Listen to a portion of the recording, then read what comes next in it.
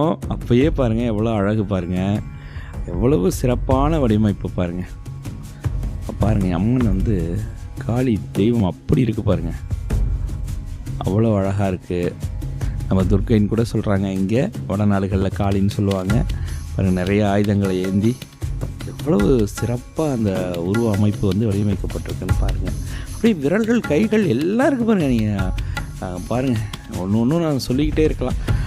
பாருங்கள் அப்படியே அதனுடைய கீழே பாருங்கள் எப்படி வந்து அந்த அமைப்பு எப்படி இருக்குதுன்னு பாருங்கள். கைகளில் வந்து பாருங்கள் தாண்டவம் எப்படி இருக்குதுன்னு பாருங்கள். கால்கள் எங்கே இருக்குது, கைகள் எங்கே இருக்குது. நான் இதை வந்து உங்களுக்கு சொல்கிறத விட நீங்கள் வந்து கவனமாக பார்த்தீர்களானால் கண்டிப்பாக உங்களுக்கு புரியும் இது வந்து எவ்வளவு சிறப்பானதுன்னு சொல்லி.